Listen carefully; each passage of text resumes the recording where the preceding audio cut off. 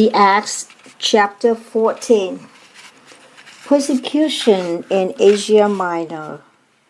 Verse 1. And it came to pass in Iconium that they went both together into the synagogue of the Jews, and so spake, that a great multitude, both of the Jews and also of the Greeks, believed. Verse 2. But the unbelieving Jews stirred up the Gentiles, and made their minds evil affected against the brethren. Verse 3. Long time therefore abode they, speaking boldly in the Lord, which gave testimony unto the word of his grace, and granted signs and wonders to be done by their hands. Verse 4. But the multitude of the city was divided, and part held with the Jews, and part with the apostles. Verse 5. And when there was an assault made both of the Gentiles and also of the Jews with their rulers, to use them despitefully and to stone them. The lasting memory of the pre-flood gods. Verse 6. They were aware of it, and fled unto Lystra and Derbe, cities of Lycaonia, and unto the region that lieth round about. Verse 7. And there they preached the gospel. Verse 8. And there sat a certain man at Lystra, impotent in his feet, being a cripple from his mother's womb, who never had walked. 9. The same heard Paul speak, who steadfastly holding him, and perceiving that he had faith to be healed. Verse 10. Said with a loud voice, Stand upright on thy feet. And he leaped and walked. 11.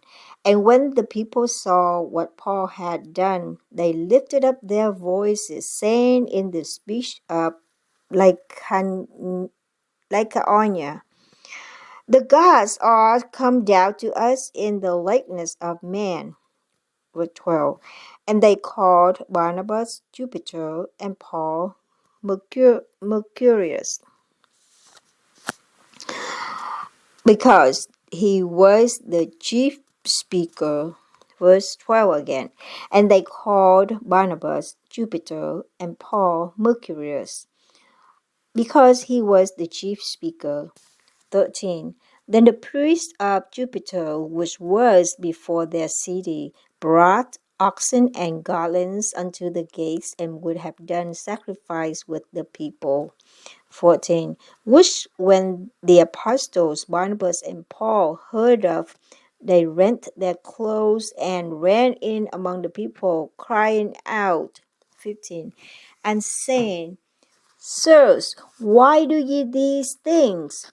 We also are men of like passions with you, and preach unto you that ye should turn from these vanities unto the living God, which made heaven and earth, and the sea, and all things that are therein.